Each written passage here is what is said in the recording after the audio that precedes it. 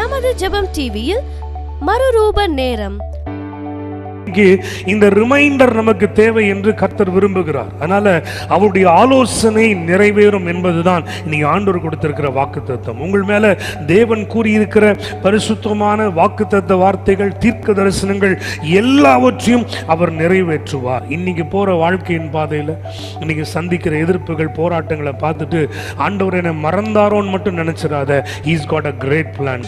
Highway Tabernacle Ministries presents Transformation Time every Thursday at 7:30 p.m.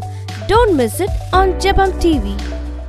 அந்தத்தில் உள்ளவைகளை ஆதி முதற்கொண்டும் இன்னும் செய்யப்படாதவைகளை கால முதற்கொண்டும் அறிவிக்கிறேன்.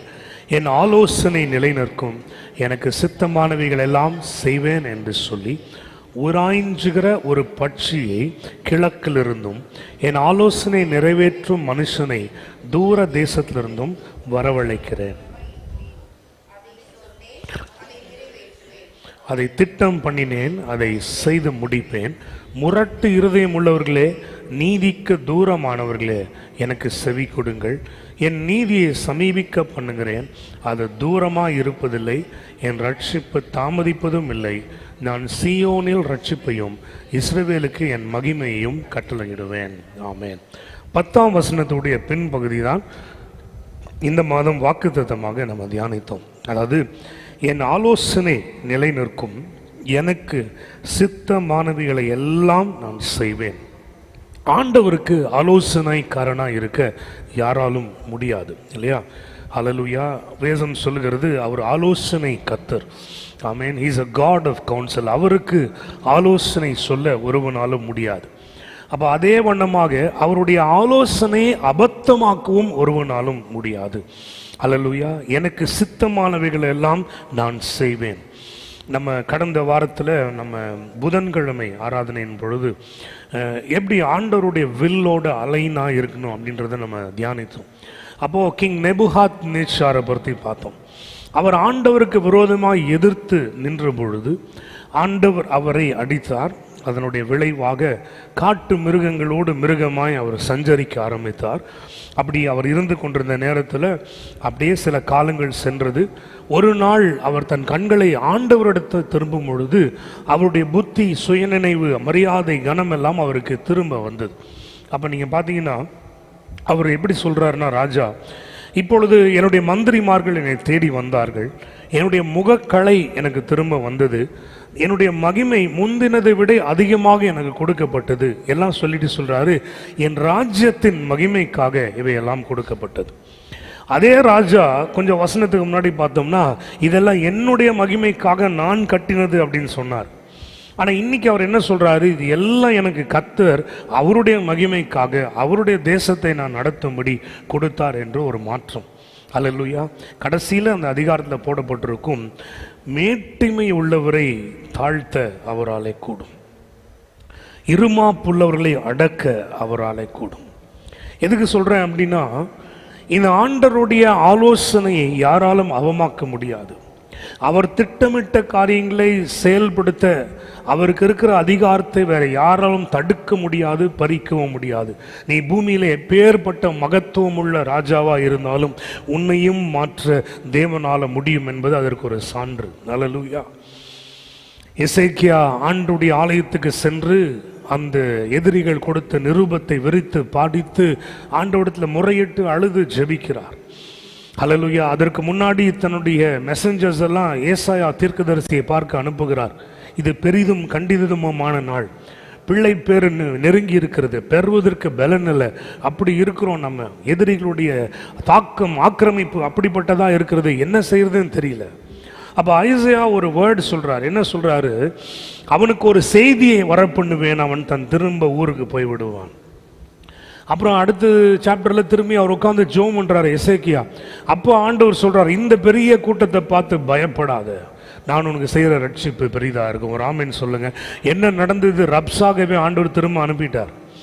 அவன் போர் நடக்குதுன்னு கேள்விப்பட்டு அப்படியே உள்ளதபடி விட்டுட்டு போயிட்டான். ஹல்லேலூயா. சனகரிப் ராஜா வருகிறான். சனகரிப் ராஜா அவனுக்கு விரோதமாய் பேசி கொண்டிருந்த அதே இரவில் 180,000 பேரை ஒரு தூதன் அழித்து போட்டான். தலை குனிந்தவனாய் தன் தேசத்துக்கு அவன் திரும்பி போனான். அங்கே அவனுடைய கதையும் முடிந்து போனது. எதுக்கு நான் சொல்றேன் அப்படின்னா, ஆண்டவர் ஒரு ஆலோசனை சொல்லிட்டார்னா அதுக்கு மேல யாராலும் நிற்க முடியாது. உன்கிட்ட 2 லட்சம் 10 லட்சம் பேர் இருந்தாலும் பரவாயில்ல, தேவனுக்கு விரோதமாய் நிற்க ஒருவனாலும் கூடாது. நீங்க ஆண்டவர் கொடுக்கிற வாக்குத்தத்தத்தை பெற்று கொண்டு உரிமை பாராட்டி போங்க. அவருடைய ஆலோசனை உங்க வாழ்க்கையில சொல்லப்பட்டிருந்தா அது நிச்சயமாய் நிறைவேறும். ஆமென். நீங்க இந்த வாரத்தில் நீங்க உட்காந்து போயிட்டு கொஞ்ச நேரம் ரிலாக்ஸ் ஆகி ஆண்டவர் உங்களுக்கு கொடுத்த வாக்கு தத்தங்கள் எல்லாம் கொஞ்சம் திரும்பி பாருங்க.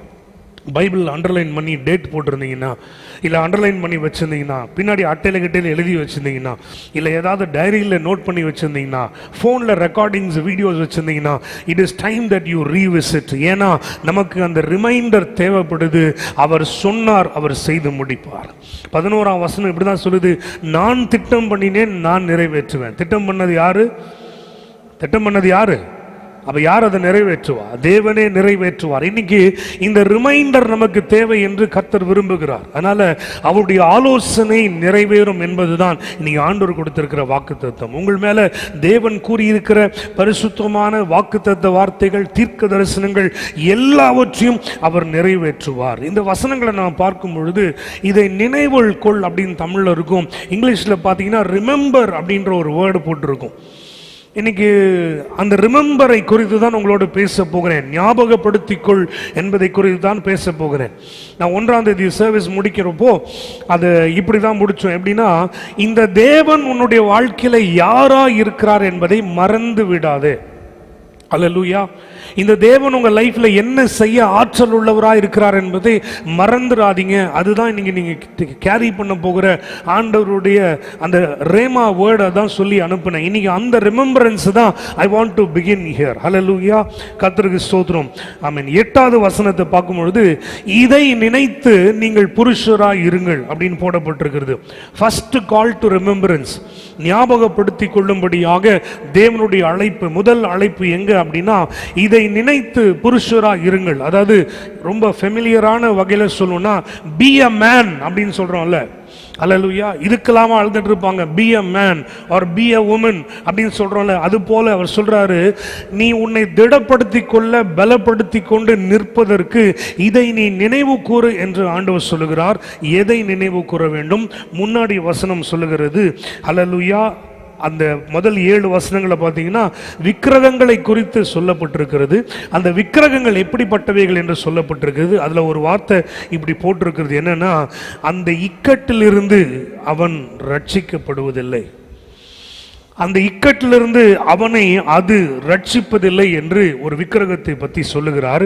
அதை மாற்றி நம்ம இப்படி புரிந்து கொள்ளணும் அப்படின்னா, தேவன் ஒருவரை தவிர நம்மை ரட்சிக்க ஒருவரும் இல்லை என்பதை நம்ம புரிந்து கொள்ள வேண்டும். அல்லேலூயா. முதல்ல ஞாபகம் வச்சுக்கோங்க, தேவன் ஒருவரை தவிர நம்மை ரட்சிக்க ஒருவரும் இல்லை. நான் சாங் எழுத ஆரம்பிச்சப்போ ஆண்டவர் எனக்கு கொடுத்த முதல் பாடலில் ஒன்று நிறைய பாட்டு எழுதியிருக்கேன் ரொம்ப வருஷமா. அதில் ரொம்ப முக்கியமான ஒரு பாட்டு என்னென்னா, நான் வழி இவரே அப்படின்னு ஒரு பாட்டு எழுதினேன். நம்முடைய இந்த நேசிக்கிறேன் ஆல்பம் வர்றதுக்கு முன்னாடி ஒரு சின்ன ஆடியோ ஆல்பம் ஒன்று லான்ச் பண்ணியிருந்தோம். ஒரு என்ன பண்ணோம், அதில் பேரே வழி இவரே தான் அந்த ஆல்பம் போகிறேன். வழி இவரேன்றது முதல் சாங். ஏன் அப்படின்னா, யாராலும் என்னை மீட்க முடியாத சூழ்நிலையில் வாழ்க்கையில் ஒரு முறை தள்ளப்பட்டிருந்தேன். என்னுடைய ஃப்ரெண்ட்ஸு, என் ஃபேமிலி, அநேகம் தேவ ஊழியர்கள், என்னுடைய இன்ஃப்ளூயன்ஸு, என்னுடைய நான் ஒர்க் பண்ணி கொண்டிருந்த பிளேஸ், பொசிஷன், எது நீங்கள் யோசித்தாலும் எதுவுமே என்னை அந்த இக்கட்டிலேருந்து காப்பாற்ற முடியாது. அப்படிப்பட்ட வாழ்க்கை நெருக்கடிகளில் இருந்தேன். அப்போ நான் நல்லா அறிந்து கொண்டேன், எந்த மனுஷனும் எந்த சூழ்நிலையும் எனக்கு செய்ய முடியாத உதவியை கர்த்தர் ஒருவரால் மட்டும்தான் முடியும்.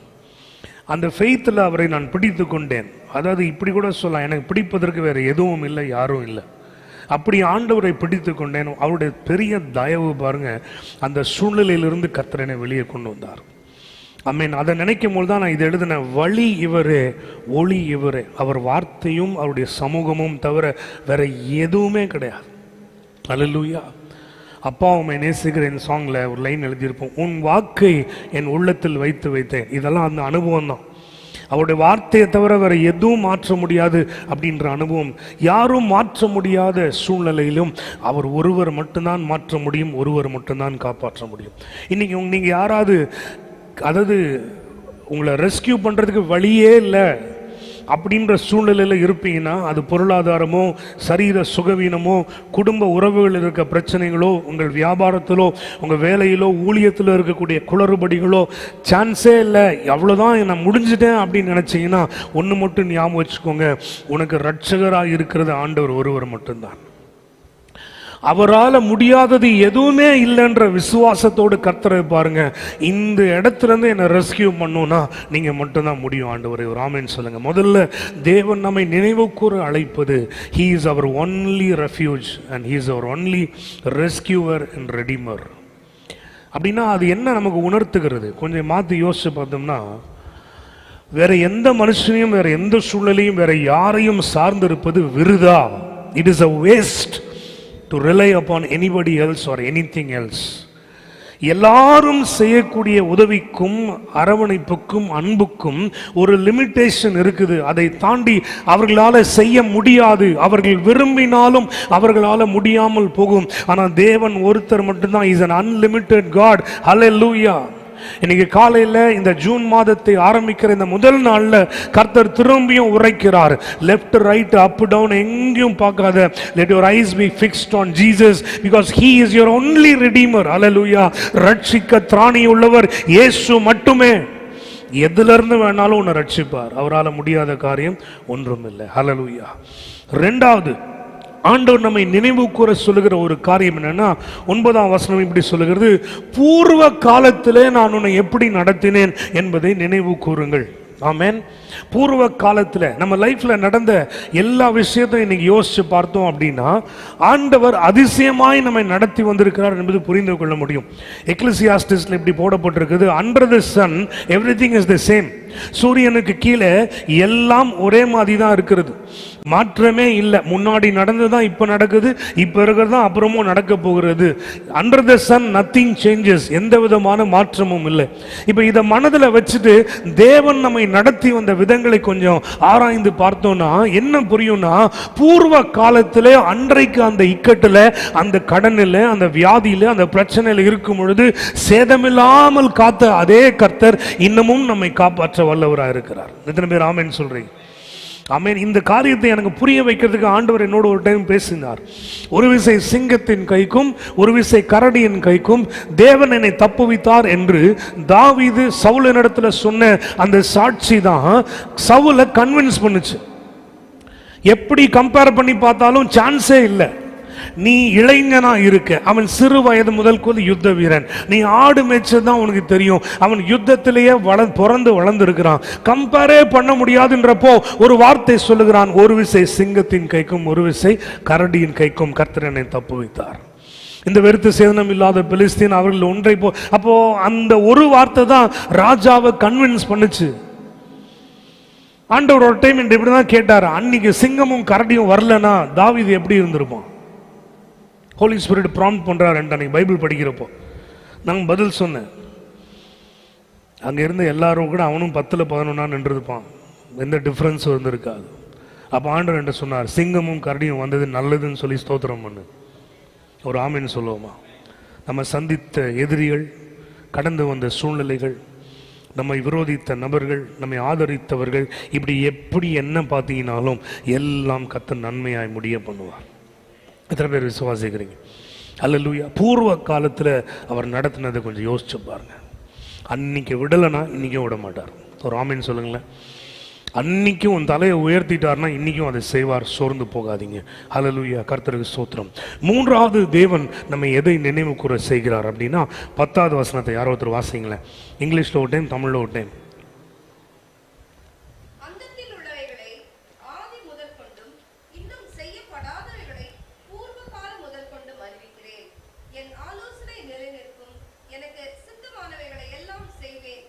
இங்கிலீஷ்ல ஒரு டைம் வாசிக்கலாமா?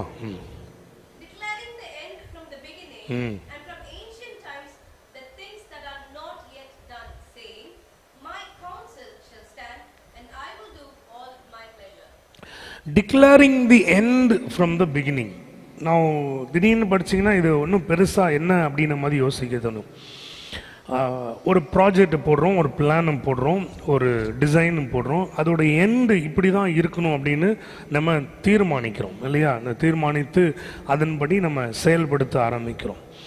ஆனால் நம்ம எல்லாரும் ப்ராக்டிக்கலாக எக்ஸ்பீரியன்ஸ் பண்ணுங்கிற ஒரு காரியம், நம்ம நினைப்பது ஒன்று நடப்பது ஒன்றாக நிறைய நேரம். அதனால தான் தமிழில் அந்த பழமொழி சொல்லுது, கல்யாணத்தை பண்ணிப்பார் வீட்டை கட்டிப்பார். நீ எவ்வளோ தூரம் எவ்வளோ பிளான் போட்டாலும் அது கடைசியில் கொஞ்சம் வேற மாதிரி தான் போய் முடியும்.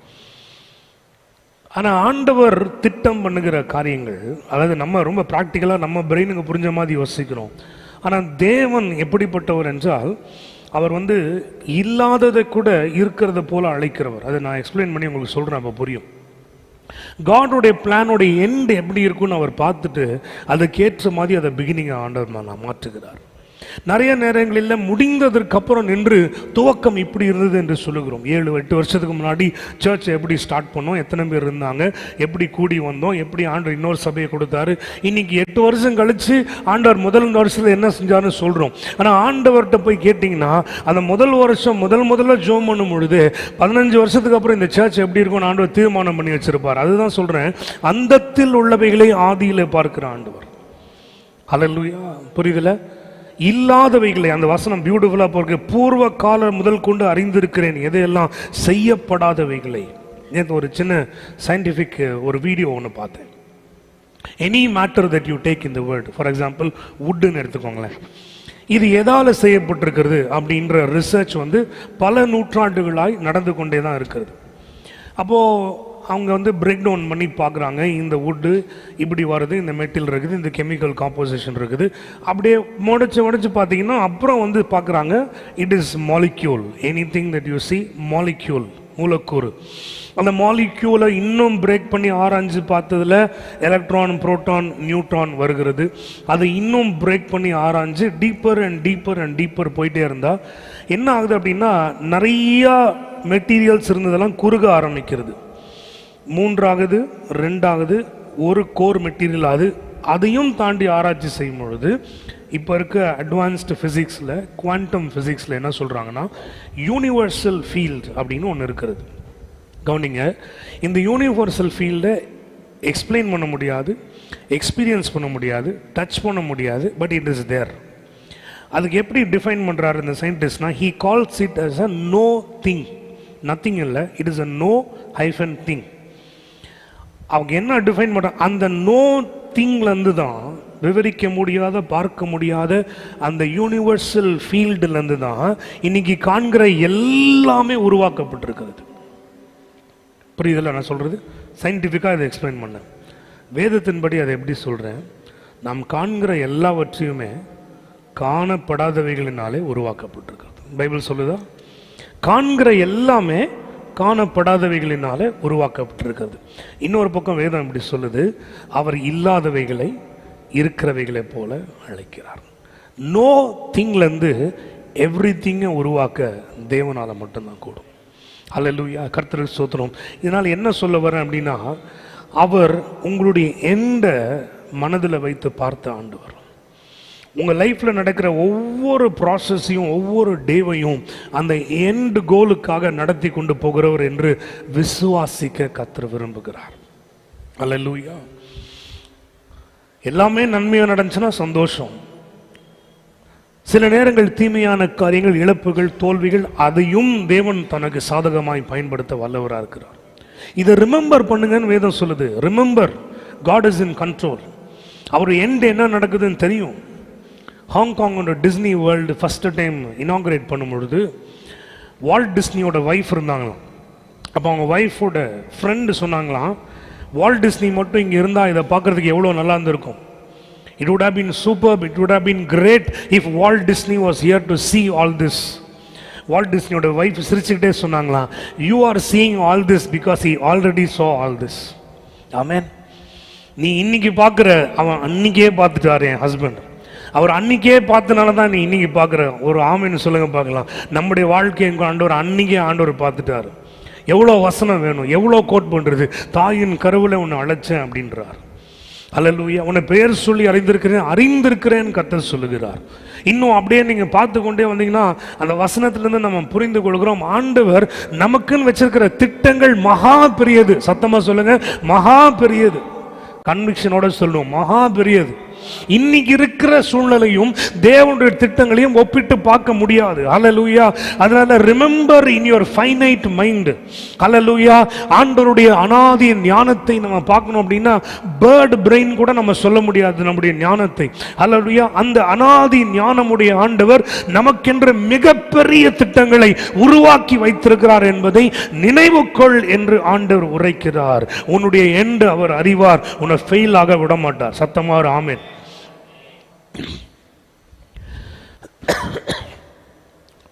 இப்படியே மிசரியிலேயே இருக்கணும், இப்படியே பாவர்ட்டியில விழுந்து எந்திரிச்சு, பாவத்தில் விழுந்து எந்திரிச்சு, இப்படியே சில நேரம் ஜெயம், சில நேரம் தோல்வியா, இப்படி நேரம் சில நேரம் கண்ணீரும் கவலையுமா, இப்படியே உங்க வாழ்க்கை முடிஞ்சிருமானா அங்கதான் நீ ஆராதிக்கிற உன் ஆண்டவர் ஆகிய தகப்பன் எப்படிப்பட்டவர் என்பதை அறிந்து கொள்ள வேண்டும். அந்த நினைவு இருந்து கொண்டே இருக்க வேண்டும்.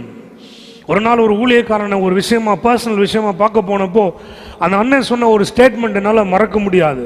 டே நிர்மல், சைக்கிள் ரிக்ஷா ஓட்டுறவங்க கூட அவன் பையன் ஆட்டோ ரிக்ஷாவாவது ஓட்டணும் தான் ஆசைப்படுவான், தண்டை மாதிரியே வரணும்னு எதிர்பார்க்க மாட்டான். அல்லேலூயா.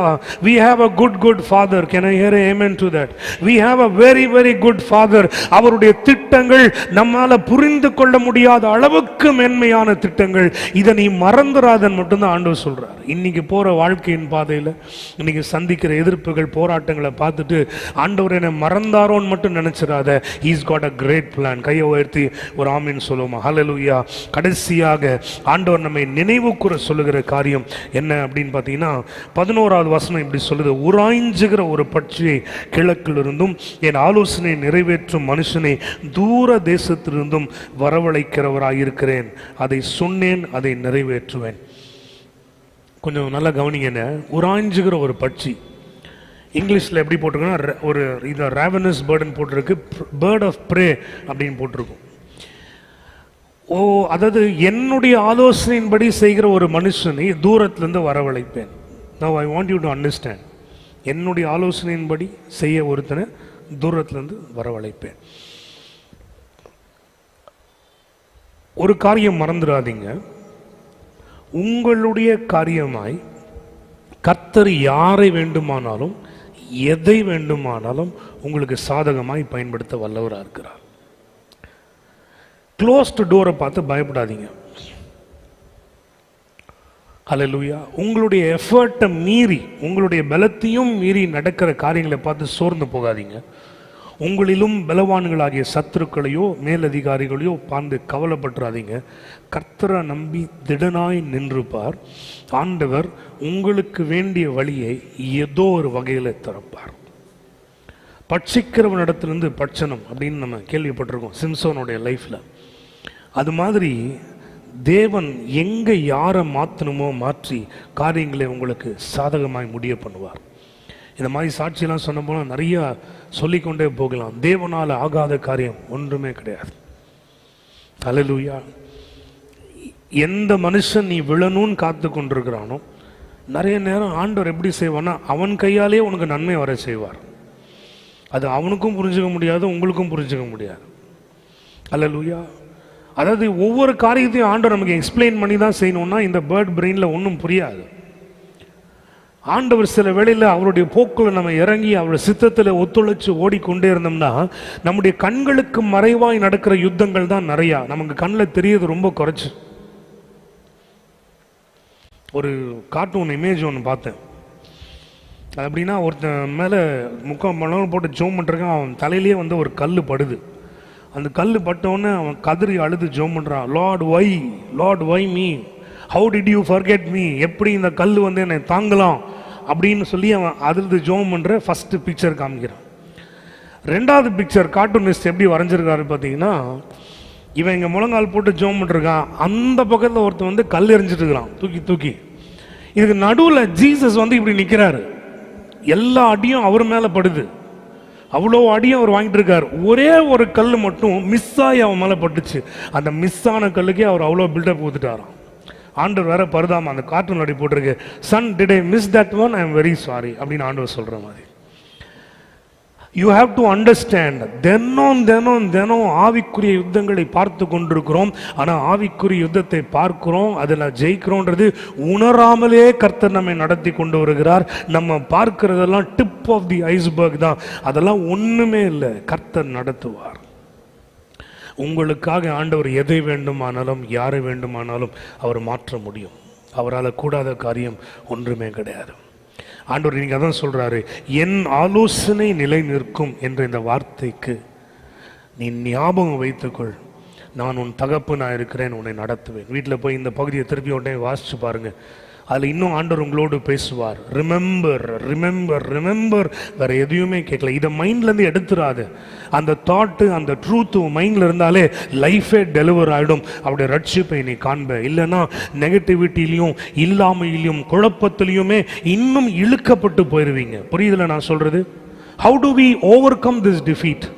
How do we overcome this sadness? How do we break this depression? There's got to be some way. அதுக்கு தான் ஆண்டவர் சொல்றாரு, remember the truth, I am your father, I will never leave you. மைண்ட்ல மட்டும் வச்சுட்டு அடுத்த ஸ்டெப் எடுத்து பாருங்க, ஜெயம் கர்த்தராலே உண்டாகும். கண்களை மூடி நம்ம ஜெபிப்போம். இந்த ஜெப நேரத்தில் ஆண்டுடைய பந்தியில பங்கு பெற நாம் ஆயத்தமாவோம். Thank you Jesus. Hallelujah. ரிமலா ஷகலா தரபரா ரியாந்தரபா.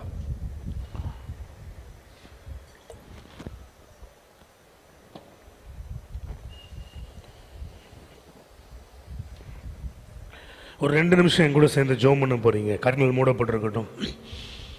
யாரும் இங்கேயும் அங்கேயும் அசைய வேண்டாம்.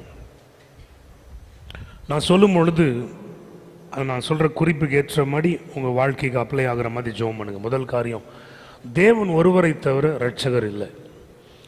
இந்த குறிப்புக்காக நீங்கள் ஜெபம் பண்ணுங்க பார்க்கலாம். உங்கள் லைஃப்பில் அதை அப்ளை பண்ணி ஜெபம் பண்ணுங்க. ஒருவேளை யாரும் மீட்க முடியாத பாதாள குழியில் மாட்டி கொண்டிருக்கீங்களா? அல்லேலூயா. நீங்கள் ஆண்டவரே சொல்லுங்க, இந்த இடத்துலேருந்து என்னை தூக்கி எடுக்க உம்மால மட்டும்தான் முடியும். ஜெபம் பண்ணுங்க பார்க்கலாம். அப்படியே இந்த இடத்துலேருந்து என்னை உயர்த்த உம்மால மட்டும்தான் முடியும். இவ்வளோ பெரிய கடன்லேருந்து, இவ்வளோ பெரிய குடும்ப பாரத்திலிருந்து என்னை மீட்டு எடுக்க உம்மால மட்டும்தான் முடியும். You are my saviour, you are my redeemer. என் ரட்சகர் நீர் ஒருவரே.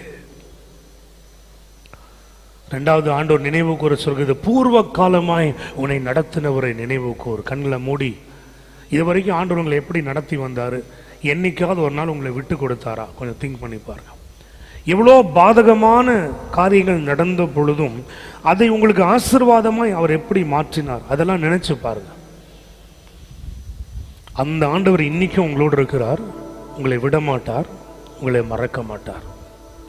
ஆண்டவர்கிட்ட பேசுங்க. ஆண்டவரே, எஸ் லார்ட், போன வருஷம் முந்தின வருஷம் நான் இத்தனை வயதாக இருக்கும் பொழுது, என்னுடைய பலவீனத்தில் இருக்கும் பொழுது, சிக் பெட்டில் இருந்த பொழுது, ஆண்டவரே, when was downtrodden, when I was broken, when people were against me, அன்னைக்கு என் கூட இருந்த உம்முடைய கரத்தை நான் பார்க்கிறேன். அதே கரம் இன்னைக்கும் என்னோடு கூட இருக்கிறதுக்காக நன்றி ஆண்டவரே. ஹல்லேலூயா. 3வது ஆண்டவர் நினைவு கூற சொல்றது, அவர் அந்தத்தில் உள்ளவைகளை ஆதியிலே பார்க்கிறார். உங்கள் லைஃப்பை பற்றி அவருக்கு எல்லாமே தெரியும். உன் லைஃப்பை நடத்தி கொண்டு போகிற பாதை எப்படிப்பட்டதாக இருக்குன்னு அவருக்கு தெரியும். உன்னை சக்சீட் பண்ண வைக்க அவருக்கு எல்லா வழிகளும் தெரியும். உன் தாயின் கருவில் உருவாக்கின ஆண்டவர் உனக்கென்று வைத்திருக்கிற திட்டம் நிறைவேறும். அவருடைய ஆலோசனைகள் நிறைவேறும். His counsel shall come to pass. It will stand. ஜெபம் பண்ணுங்க பார்க்கலாம். நான் நம்புகிறேன், நான் விசுவாசிக்கிறேன். இன்னைக்கு நான் நினைவு கூறுகிறேன், என்னை குறித்து உமக்கு இருக்கிற திட்டம் மிக பெரியது என்று நான் நம்புகிறேன், நினைவு கூறுகிறேன், ரிசீவ் பண்ணுகிறேன். Would you pray with me? ஏ மலா கதோரோ சட்டே டேரலே பெரியாந்தரபா. தேவன் உங்களை ஆசீர்வதிப்பதற்கு எதை வேணாலும் செய்வார். எங்கிருந்து வேணாலும் யாரை கொண்டு வருவார். எப்பேற்பட்ட சூழ்நிலையும் உனக்காக மாற்றுவார்.